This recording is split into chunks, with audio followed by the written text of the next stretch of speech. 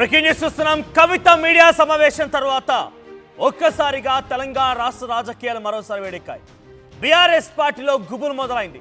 BRS పార్టీలో అలజడి మొదలైంది. ఈ నేపథ్యంలోనే ఆ పార్టీ ముఖ్య నేతలతో కేసీఆర్ కీలక భేటీ జరుపుతున్నారట.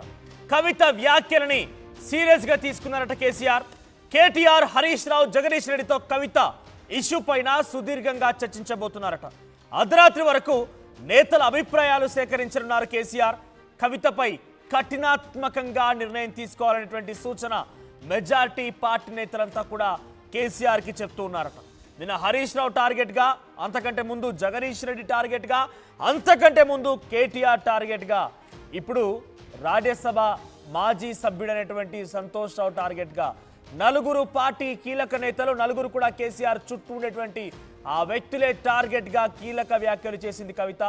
ఒక్కో సందర్భాల్లో ఒక్కొక్కరిని టార్గెట్ చేస్తూ నిజాన్ని నిర్భయంగా చెప్తున్నట్టుగానే తను గంభీరంగా మాట్లాడే మాటలు కూడా మనం చూస్తూ ఉన్నాం.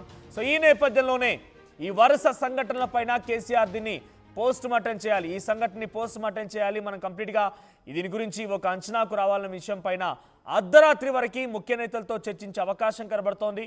ఇక కవితకి పార్టీ నుంచి క్లోజింగ్ బోర్డు పెట్టే అవకాశం కనబడుతోంది. కవితకి బీఆర్ఎస్ పార్టీలో ఎండ్ కార్డ్ పడబోతుందా అనే ఒక చర్చ కూడా పెద్ద ఎత్తున మొదలైంది. ఇక హరీష్ రావుదే కాళేశ్వరం కమిషన్లో కీలక పాత్ర, అవినీతి తిమింగలం ఆయనే ఇంజనీర్లందరికీ కూడా సహాయ సహకారం అందిస్తూ సదరు కాంట్రాక్ట్ సంస్థలతో ఒప్పందాన్ని కుదుర్చుకొని అవినీతికి పాల్పడ్డాడని చెప్పి చాలా స్పష్టంగా అదే పార్టీలో సుదీర్ఘకాలం పాటుగా ఎంపీగా, ఎమ్మెల్సీగా పనిచేసిన కవిత చెప్పడం ఇప్పుడు కాంగ్రెస్ పార్టీ ప్రభుత్వానికి కూడా ఒక అంశం చేజిక్కినట్టయింది. సో ప్రస్తుతానికి ఏకంగా కవిత మాట్లాడుతూ కూడా రేవంత్ రెడ్డియే పూర్తిగా సంపూర్ణంగా అటు కేసీఆర్ లాక్ చేయాలన్నటువంటి అంశం పైన ముందుకు వెళ్తూ హరీష్ రావు తప్పు చేసినా హరీష్ రావుకు సపోర్ట్ చేస్తూ ఉన్నాడు, సంతోష్ రావు తప్పు చేసినా సంతోష్ రావుకు సపోర్ట్ చేస్తూ ఉన్నాడు. ఇద్దరిని కాపాడడం కోసమే రేవంత్ ప్రయత్నం కొనసాగుతుంది అని కవిత అంటున్నారు. ఒకసారి కవిత ఏం మాట్లాడారో చూద్దాం. ఇవాళ 5 సంవత్సరాలు ఇరిగేషన్ మంత్రిగా చేసినటువంటి హరీష్ రావు గారిది మేజర్ పాత్ర లేదా దీంట్లో? అందుకే కదా కేసీఆర్ గారు వారిని సెకండ్ టర్మ్లో తప్పించిండ్రు.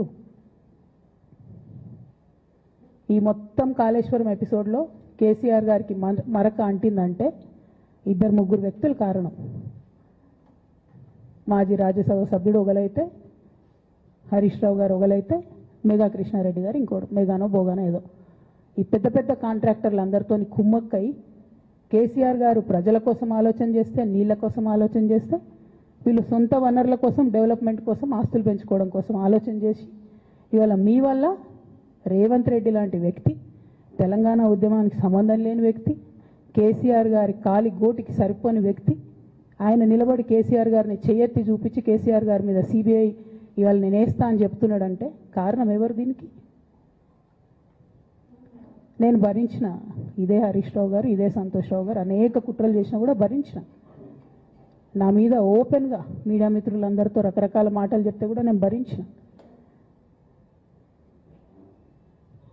నా పర్సనల్ అటాక్కి నేను ఎప్పుడు కూడా వాళ్ళను ఇంతవరకు పేరు పెట్టి పిలవలేదు, మాట్లాడలేదు. ఫస్ట్ టైం చెప్తున్నా. నేను ఎందుకోసం చెప్తున్నా? కేసీఆర్ గారికి ఈ వయసులో సిబిఐ ఎంక్వైరీ ఏందండి? ఎందుకోసం ఆ కర్మ పట్టింది? ఎందుకు భరించాలి? ఇటువంటి వాళ్ళని చూస్తూ ఎందుకోసం ప్రొటెక్ట్? రైట్. కవిత వ్యాఖ్యలు ఇప్పుడు తెలంగాణ రాజకీయాల్లో ఒక్కసారిగా బగ్గుమన్నాయి.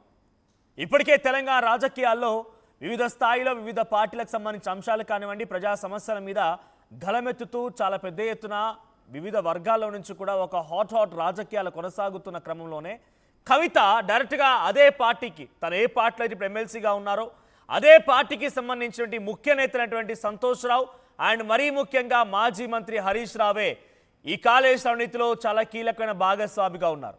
వాళ్ళు తప్పు చేశారు కాబట్టే, అవినీతి జరిగింది కాబట్టే కేసీఆర్ రెండోసారి అధికారులకు వచ్చిన తర్వాత హరీష్ రావుకి మంత్రివర్గంలో చోటు ఇవ్వకుండా పక్కన పెట్టారని కూడా ఒక ఉదాహరణ కూడా జోడించింది తన వ్యాఖ్యలో.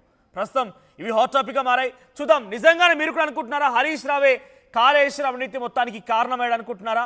హరీష్ పైనే మొత్తం కవిత వ్యాఖ్యలు మీరు చూసిన తర్వాత మీకేమనిపిస్తోంది?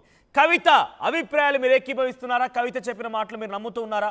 మీ అభిప్రాయాన్ని కామెంట్ చేయండి. మా ప్రతినిధి మధు కూడా ఫోన్ సిద్ధంగా ఉన్నారు. మధు, సో హరీష్ రావు పైన సంచలన వ్యాఖ్యలు చేసింది కవిత.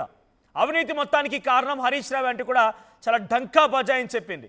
అసలు వారిని కాపాడుతుంది కూడా రేవంత్ రెడ్డి అని చెప్పుకొచ్చింది. సో ప్రస్తుతానికి హరీష్ రావుపై చేసినటువంటి వ్యాఖ్యల్ని పార్టీ ఎలా తీసుకోబోతోంది, కేసీఆర్ ఏ ముఖ్య నేతలతో భేటీ అవుతున్నారో, భేటీ తర్వాత ఎటువంటి ఒక రిజల్ట్ రాబోతోంది?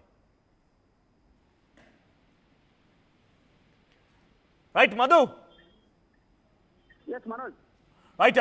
కవిత వ్యాఖ్యల పైన ఈరోజు కేసీఆర్ ముఖ్య నేతలతో ఎటువంటి భేటీ కాబోతున్నారు, ఫైనల్ రిజల్ట్ ఏముండబోతోంది, ఎలా చూడాలి?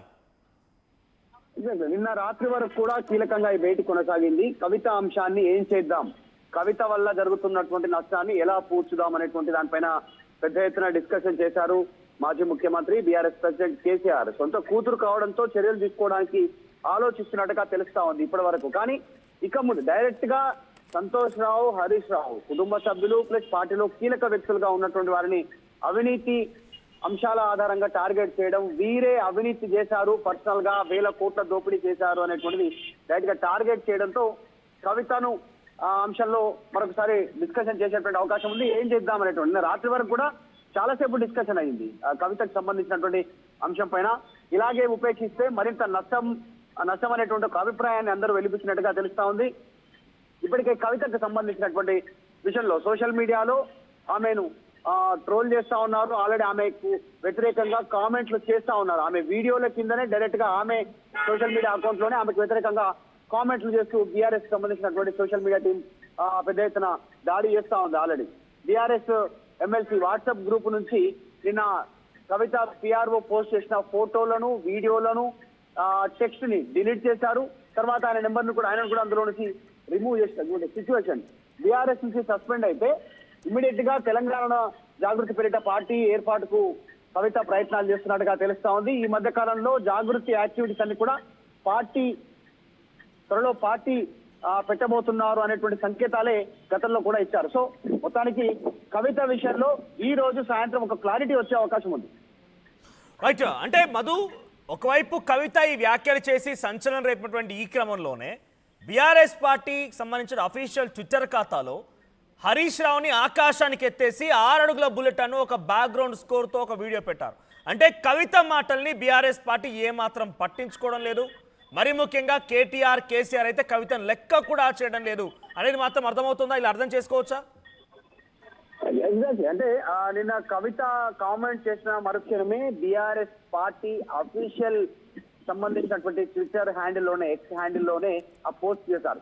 కొద్ది గంటల తర్వాత దాన్ని కేటీఆర్ రీట్వీట్ చేస్తూ సమర్థిస్తూ కేటీఆర్ ఆయన అసెంబ్లీలో హరీష్ రావు చేసినటువంటి పర్ఫార్మెన్స్ ని పొగుడుతూ ట్వీట్ చేశారు.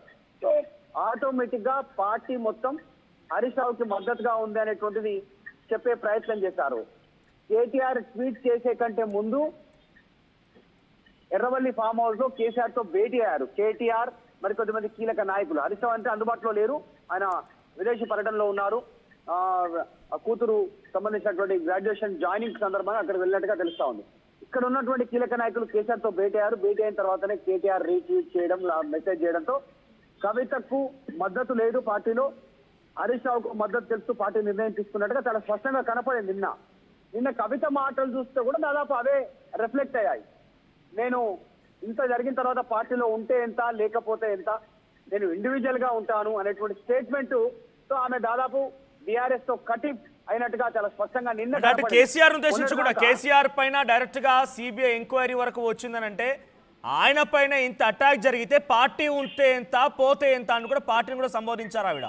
సో అసలు తిమింగలాలు వీళ్ళు అని చెప్పి అటు కేసీఆర్, హరీష్ రావు పేరు, ఆ తర్వాత రాజ్యసభ సభ్యుడు మాజీగా పనిచేసినటువంటి మాజీ రాజ్యసభ సభ్యుడు సంతోష్ రావు పేరు, ఆ తర్వాత ఒక కాంట్రాక్టర్ పేరు మేఘా కృష్ణారెడ్డి పేరు కూడా తెర మీద తీసుకొచ్చింది. ఈ ముగ్గురే కుమ్మక్క అయిపోయి అవినీతికి పాల్పడ్డారు. పాపం ఇప్పుడు కేసులు ఎదుర్కొంటుందేమో మా నాన్న అన్నట్టుగా కన్నీరు పెట్టేటువంటి ఒక పరిస్థితి వరకు కూడా తన మీడియా సమావేశంలో మాట్లాడుకొచ్చింది. సో ఇప్పుడు అన్నీ కూడా తన తండ్రి గురించి ఆరాటం, తన తండ్రి గురించే నా పోరాటం, తన తండ్రి గురించే బాధపడుతుందని చెప్పినటువంటి కవిత వ్యాఖ్యల్ని కేసీఆర్ ఒక కూతురులా తీసుకోవచ్చా, లేదంటే తన పార్టీలో కీలకమైన వ్యక్తులపైన ఈ రకంగా ఆరోపణలు చేసింది, విషయాలని చెప్పిందని చెప్పి కవిత పైన